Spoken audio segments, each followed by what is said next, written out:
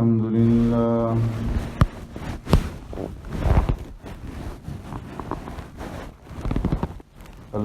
لله نحمده ونستعينه ونستغفره ونؤمن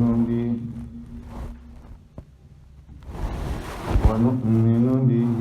ونتوكل عليه ونعوذ بالله من شرور أنفسنا ومن سيئات أعمالنا من يهده الله فلا مضل له ومن يضلل فلا هادي له ونشهد أن لا إله إلا الله وحده لا شريك له ونشهد أن سيدنا وسندنا ونبينا ومولانا محمدا عبده ورسوله أرسله الله إلى كافة للناس بشيرا ونذيرا وداعيا إلى الله بإذنه وسراجا منيرا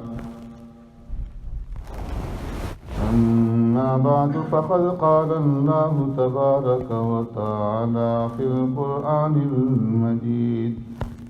والفرقان الحميد فأعوذ بالله من الشيطان الرجيم بسم الله الرحمن الرحيم لله ما في السماوات وما في الأرض وإن تبدوا ما في أنفسكم أو تخفوه يحاسبكم به الله فيغفر لمن يشاء ويعذب من يشاء والله على كل شيء قدير آمن الرسول بما أنزل إليه من ربه والمؤمنون كل آمن بالله وملائكته وكتبه ورسله لا نفرق بين أحد من رسله وقالوا سمعنا وأطعنا غفرانك ربنا وإليك المصير صدق الله مولانا العظيم يا رب صل وسلم دائما أبدا على حبيبك خير الخلق كلهم هو الحبيب الذي ترجى شفاعته لكل هول من الأهوال مقتحم لله ما في السماوات وما في الأرض اللہ ہی کے لیے جو کچھ کے ہے آسمانوں میں اور جو کچھ کے ہے زمین میں وَإِن تُبْدُوا مَا فِي أَنفُسِكُمْ اور اگر ظاہر کرو تم اسے جو تمہارے نفسوں کے اندر ہے او تخفوہ یا چھپاؤ سے یحاسبکم اللہ محاسبہ فرمائے گا تم سے اس پر اللہ فیغفر لمن یشاء پس مغفرت فرمائے گا جس کو چاہے وَيُعَذِّبُ مَن يَشَاءُ اور عذاب دے گا جسے چاہے وَاللَّهُ عَلَى كُلِّ شَيْءٍ قَدِيرٌ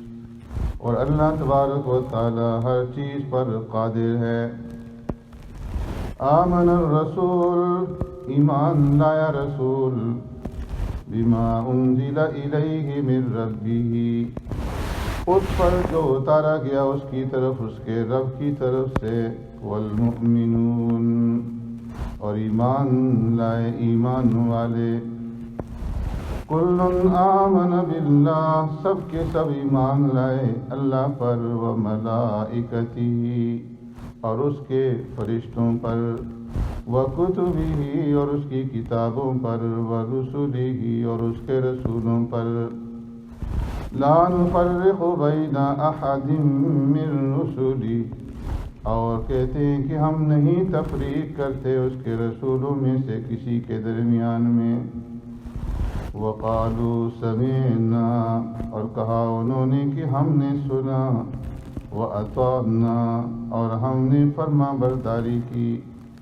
غفرانک ربنا، اے ہمارے پروردگار ہم تجھ ہی سے بخشش چاہتے ہیں۔ وإلیک المصیر، اور آپ ہی کی طرف لوٹ کر جانا ہے۔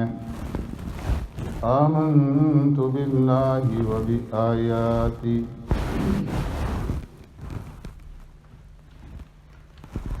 میرے محترم دوستوں، بزرگوں، بھائیوں،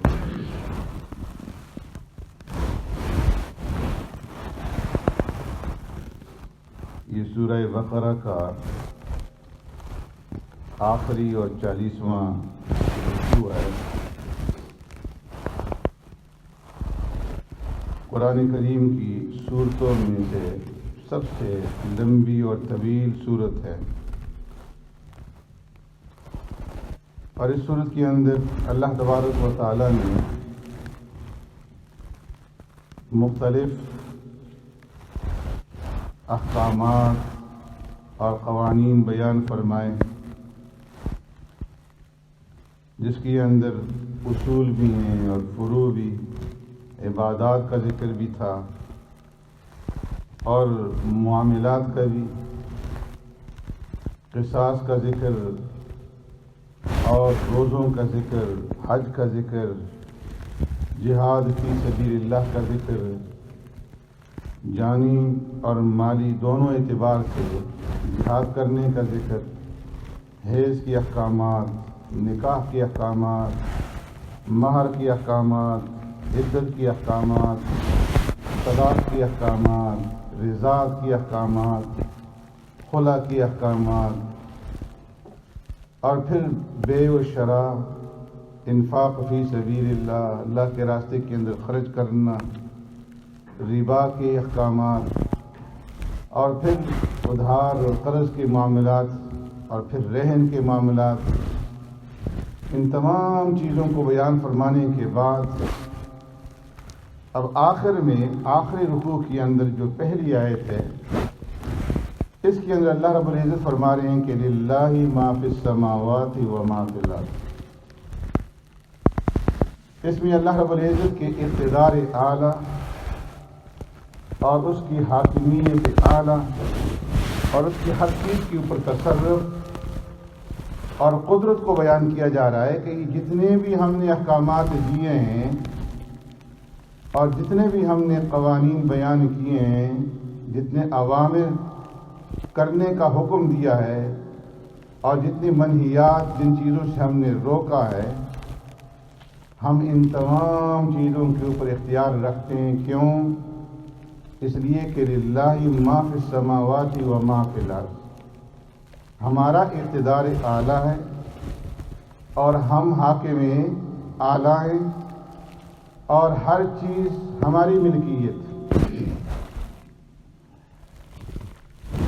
تو حاکم اعلیٰ بھی ہم ہیں اور اقتدار بھی ہمارا ہے اور تصرف بھی ہر چیز کے اوپر ہمارا چلتا ہے۔ تو حاکمیت کے بارے میں فرمایا کہ دنیا کے اندر جب کسی چیز کی کسی چیز کے ساتھ تخصیص کی جاتی ہے، نسبت کی جاتی ہے، تو 3 وجوہات ہوتی ہیں۔ یا تو وہ آدمی اس چیز کو بنانے والا ہوتا ہے، صانع ہوتا ہے، تو اس چیز کی اس کی طرف نسبت کی جاتی ہے۔ مثال کے طور پر ہم دیکھتے ہیں ملکوں کے اعتبار سے کہ یہ چیز جو ہے میڈ ان جاپان ہے، یہ میڈ ان چائنا ہے، اور یہ میڈ ان UK ہے، تو جو چیز جو ملک بناتا ہے اس کی طرف نسبت ہوتی ہے، جو کمپنی بناتی ہے اس کی طرف نسبت کی جاتی ہے، جو فرد بناتا ہے تو اس فرد کی طرف اس کی نسبت کی جاتی ہے کہ یہ ہے اس چیز کو بنانے والا،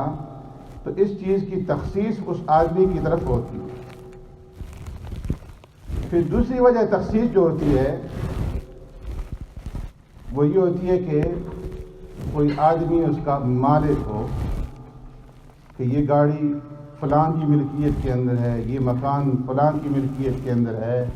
زمین کا یہ ٹکڑا فلان کی ملکیت کے اندر ہے، تو ملکیت کی وجہ سے تخصیص ہوتی ہے۔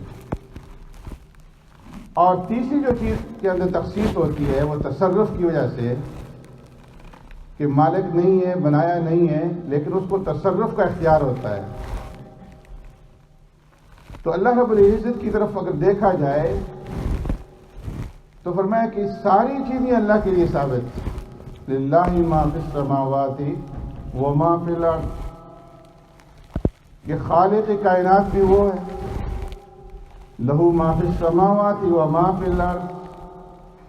آسمانوں کے اندر اور زمین کے اندر جتنی بھی مخلوقات ہیں، ان تمام مخلوقات کو پیدا کرنے والا اللہ، ساری چیزیں اللہ کی تخلیق شدہ ہیں، پیدا شدہ ہیں، اللہ کی مخلوق ہیں، تو صانع وہ ہے، پیدا کرنے والا وہ ہے، عدم سے وجود میں لانے والا وہ ہے، تو اس لیے اقتدار اعلیٰ بھی اسی کا۔ پھر دوسرے اعتبار سے دیکھا جائے تو ملکیت بھی اسی کی ہے کہ جس نے پیدا کی ہر چیز، جو زمین و آسمان کا خالق ہے،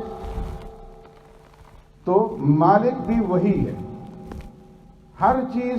اسی کی ملکیت کے اندر۔ عارضی طور پر رب العالمین کسی کو مالک بنا دیں تو وہ عارضی ملکیت کہلاتی ہے، حقیقی ملکیت نہیں۔ حقیقی ملکیت ہر چیز کی اللہ رب العزت کے پاس۔ انسان کسی چیز کا مالک کہلاتا ہے تو وہ عارضی مالک ہوتا ہے، حقیقی مالک نہیں ہوتا۔ اللہ رب العزت اسے ملکیت سونپتے ہیں تو وہ مالک کہلواتا ہے، لیکن اس کی ملکیت دائمی نہیں ہوتی، عارضی ہوتی ہے۔ زمین کا ایک ٹکڑا ہے، اسی وقت میں ہمارے دادا کے پاس تھا، پھر ہمارے والد کے پاس آیا، پھر ہمارے پاس آیا، اور پھر کل نہ جانے کس کے پاس ہوگا۔ تو یہ عارضی ملکیت ہوتی ہے، لیکن حقیقی ملکیت اللہ کی۔ انسان خود فانی ہے، اللہ رب العزت نے اس کو عدم سے وجود بخشا، بدیع السماوات والارض، آسمان اور زمین کو اس نے وجود بخشا، الذی اتقن کل شیء، ہر چیز اس کے حکم سے وجود کے اندر آئی۔ تو اس لیے مالک بھی وہ ہے اور خالق بھی وہ ہے۔ اور پھر تیسرے اعتبار سے کہ متصرف فی الامور، ہر چیز کے اندر تصرف کی قدرت اسے حاصل ہے۔ انسان اگر کسی چیز کے اندر تصرف کرتا ہے تو اس کا تصرف بھی عارضی ہے، لیکن حقیقی جو تصرف ہے وہ اللہ کے لیے ہے۔ تو اس لیے فرمایا کہ للہ ما فی السماوات و ما فی الارض، اقتدار اعلیٰ اللہ کا، حاکم اعلیٰ اللہ، تمہارا خالق اور مالک اللہ، اور مصرف فی الامور اللہ ہے۔ اس لیے اللہ کی طرف سے تمہیں جو حکم دیا جائے اس حکم کو پورا کرو۔ جتنے احکامات تمہیں دیے جائیں ان احکامات کے اوپر چلو، ان قوانین کی پاسداری کرو، ان قوانین کی پابندی کرو، اس لیے کہ وہ حاکم اعلیٰ ہے، اقتدار اعلیٰ اس کے پاس ہے، اور تصرف ہر چیز کا اس کے قبضہ قدرت کے اندر ہے۔ وَإِن تُبْدُوا مَا فِي أَنفُسِكُمْ أَوْ تُخْفُوهُ يُحَاسِبْكُم بِهِ۔ اس کے بعد اللہ رب العزت نے دوسری بات بیان فرمائی کہ اگر تمہارے دلوں کے اندر جو چیزیں چھپی ہیں، پوشیدہ ہیں، چاہے تم انہیں ظاہر کرو یا انہیں پوشیدہ اور خفیہ رکھو، دل کے اندر رکھو، یحاسبکم بہ اللہ کے علم سے وہ تمہارا کوئی بھی عمل، تمہارا کوئی بھی خیال، تمہارا کوئی بھی تصور، تمہارا کوئی بھی عمل اللہ کے علم سے باہر نہیں ہے۔ اور یحاسبکم بہ اللہ، اللہ رب العزت اس کے اوپر تمہارا محاسبہ فرمائیں گے قیامت کے دن۔ انسان جو چیز پوشیدہ رکھتا ہے اس کا تعلق یا تو عقیدے کے ساتھ ہوتا ہے، اعتقاد کے ساتھ ہوتا ہے کہ اللہ کی وحدانیت کے اوپر، توحید کے اوپر اس کا اعتقاد ہے، یا وہ شرک کے اندر مبتلا ہے۔ پھر اسی طریقے سے اس کا اندر اخلاص ہے، جو عمل کر رہا ہے وہ اخلاص کے ساتھ کر رہا ہے، یا اس کے اندر نفاق ہے، تو اس کا محاسبہ ہوگا۔ اگر توحید ہے تو جزا ملے گی، ثواب ملے گا، شرک ہے تو محاسبہ کیا جائے گا، عذاب ملے گا۔ فَيَغْفِرُ لِمَن يَشَاءُ وَيُعَذِّبُ مَن يَشَاءُ۔ جو چیز انسان اپنے اندر پوشیدہ رکھے گا تو اس کے مطابق جو ہے اللہ رب العزت اسے چاہیں گے تو عذاب دیں گے اور چاہیں گے تو سزا دیں گے۔ اسی طریقے سے دوسری جو چیز ہے اس کا تعلق محبت اور نفرت کے ساتھ، کہ انسان کے دل کے اندر کسی چیز کی محبت ہے تو کس لیے ہے، اور عداوت اور نفرت ہے تو کس لیے ہے۔ اگر محبت ہے اللہ کی رضامندی کے لیے، اللہ کی خوشنودی حاصل کرنے کے لیے، تو اس کے اوپر جزا ملے گی۔ اور اگر کسی سے محبت یا نفرت ہے اپنی ذاتی اغراض کی وجہ سے یا کسی غیر اللہ کو راضی کرنے کی وجہ سے، تو اس کے اوپر سزا ملے گی۔ تو جیسا تمہارا عمل ہوگا، فرمایا کہ اگر محبت ہے اللہ کے لیے اور بغض ہے اللہ کے لیے، من احب للہ وابغض للہ واعطى للہ ومنع للہ فقد استکمل الایمان۔ کسی سے محبت کی تو اللہ کے لیے کی، کسی سے نفرت کی تو اللہ کے لیے کی، کسی کو کوئی چیز دی تو اللہ کے لیے دی، کسی سے کوئی چیز روکی تو اللہ کی رضا کے لیے روکی، فقد استکمل الایمان، تو یہ کمال ایمان کی علامت۔ اسی طریقے سے تیسری جو چیز ہے جو انسان اپنے اندر پوشیدہ رکھتا ہے اور جس کے اوپر محاسبہ ہوگا، وہ انسان کی نیت، کہ جو عمل کر رہا ہے کس نیت سے کر رہا ہے، اچھی نیت سے کر رہا ہے یا اس کی نیت کے اندر فساد ہے، نیکی کا عمل کر رہا ہے یا برائی کا عمل کر رہا ہے۔ حدیث کے اندر آتا ہے رب العالمین فرماتے ہیں کہ جب میرا بندہ کسی گناہ کا ارادہ کرے، کسی برے عمل کی نیت کرے، تو اللہ فرشتوں سے فرماتے ہیں کہ تم اس کی یہ نیت، اس کا یہ عمل مت لکھو، اس کے لکھنے سے رک جاؤ۔ اب اگر اس عمل کی نیت کرنے کے بعد وہ آدمی اس عمل کو کر گزرتا ہے، اس گناہ کو کر گزرتا ہے، اس برائی کو کر گزرتا ہے، تو اللہ فرماتے ہیں کہ پھر تم اس کے نامہ اعمال کے اندر ایک بدی لکھ دو، ایک گناہ لکھ دو۔ لیکن فرمایا کہ جب وہ میرا بندہ کسی اچھے عمل کی نیت کرتا ہے تو نیت کرنے کے اوپر یہ فرشتوں اس کے نامہ اعمال کے اندر ایک نیکی لکھیں۔ پھر جس وقت وہ نیکی کر بھی لے، اس عمل کو کر لے، تو پھر اس کے لیے 10 جو ہے نیکیاں اس کے نامہ اعمال کے اندر لکھ لو۔ تو فرمایا کہ اگر اچھی نیت ہے تو اس کے اوپر جزا ملے گی، بری نیت ہے تو اس کے اوپر سزا ملے گی۔ پھر اسی طریقے سے اخلاق ہے، انسان کے اندر زہد ہے، تقویٰ ہے، اس کے مطابق وہ عمل کر رہا ہے، یا ریاکاری ہے، حسد ہے، بغض ہے، کینہ ہے، اس کے ذریعے سے وہ عمل کر رہا ہے، اس کی اخلاقیات کی جو معیار ہے وہ کیا ہے، اس کے مطابق جزا اور سزا ملے گی۔ تو فرمایا کہ وَإِن تُبْدُوا مَا فِي أَنفُسِكُمْ أَوْ تُخْفُوهُ يُحَاسِبْكُم بِهِ اللَّهُ، کہ تم جو چاہو عمل کرو، چاہے اسے ظاہر کرو